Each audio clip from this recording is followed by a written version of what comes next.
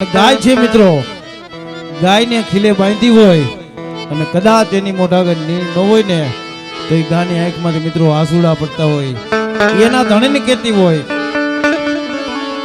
કે હું તો એ નંદજીના નેહડા મારેતી ઓરે ગોકુળની ગાવલડી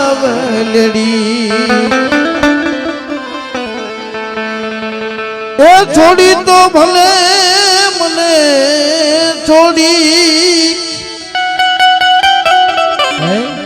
કે ગાય એના ધણીને કહે છે કે હે ધણી, કદાચ મારે ખીલે નીર ન હોત તોય હું તારા આંગણે ઉભી રહત, પણ મને આમ ભટકતી મૂકવી નહોતી. તેથી મિત્રો એ ગાય કે છે એ છોડી તો ભલે મને છોડી આ ખાટકીને વેચવી નહોતી ગોકુળની ગાવલડી ઓ નંદના નેહડા મારેતી ગોકુળની ગાવલડી.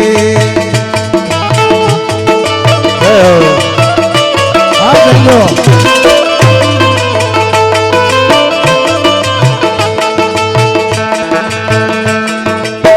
કિલ્લાથી છોડી તો ભલે મને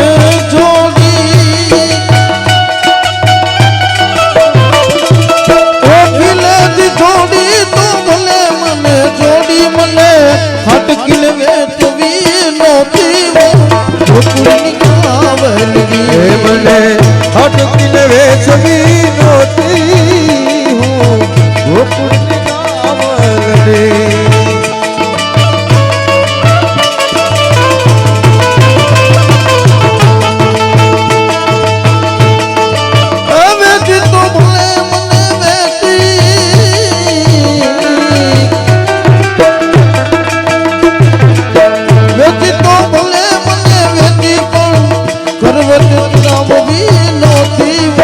ગોકુળની ગાવલડી રે હું તો નંદજીના નેહડા મારેતી ગોકુળની ગાવલડી ગોકુળની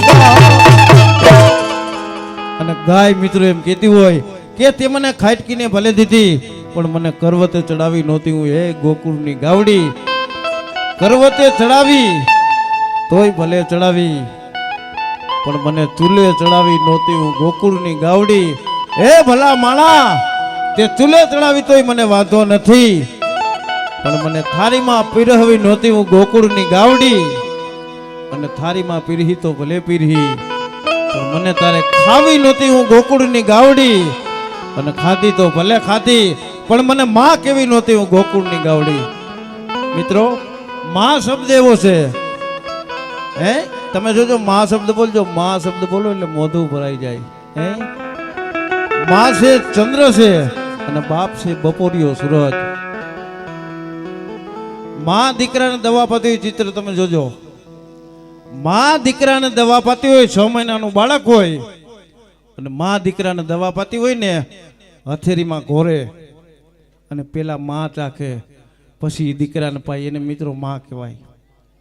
અને દીકરો કદાચ રાતે 2 વાગે આવે 3 વાગે આવે, એ આખી દુનિયા હોઈ ગઈ હોય પણ એક જનતા જાગતી હોય. એક અવાજમાં તો એ માં ડેલી આવીને હાકર ખોલે કે મારો દીકરો આવી ગયો, ખાધું, એને માં કહેવાય. મિત્રો, જેથી ભગવાન રામ વનમાં ગયા તેથી લક્ષ્મણજી સુતા નહોતા, કારણ કે લક્ષ્મણજી એટલે સીતાજીની માટે એ દીકરો હતો, દેર નહોતો. તેથી માં સીતાજી કે છે, માં સીતાજી કે છે, શું કે છે કે જગત આખું યુગે ને મારો એ લક્ષ્મણ જાગે. આખી દુનિયા હોઈ જાય, હે કે પશુ પંખી હોઈ જાય પણ એક મારો લક્ષ્મણ જાગે. પણ લક્ષ્મણજી જવાબ દે છે કે હે માં સીતા, કારણ કે લક્ષ્મણજી એટલી મર્યાદા રાખી હતી કે કોઈ દી માનો પગનો અંગૂઠો નહોતો જોયો, એવી મર્યાદા રાખી હતી. અને લક્ષ્મણજી કહે છે કે મને ઉર્મિલા સપનામાં આવીને કહી જાય છે કે ભડના દીકરા 14 વર્ષ લગી હું તો નહીં. કોણ ઉર્મિલા?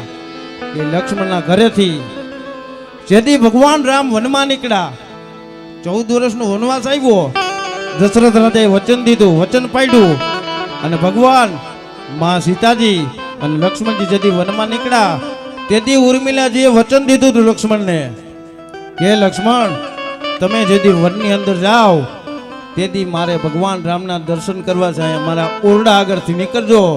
અને તેથી લક્ષ્મણજી એના ઓરડા આગળથી નીકળતા ભૂલી ગયા. એ ઉર્મિલાજી ઊભો ઊભા 14 વર્ષ લગી તપ કર્યો હતો. અને લક્ષ્મણ વનની અંદર એમ કહેવાય છે કે 14 વર્ષ લગી એને નીંદર નહોતી કરી. કે દુનિયા આખી ઊંઘે ને મારો એ લક્ષ્મણ જાગે.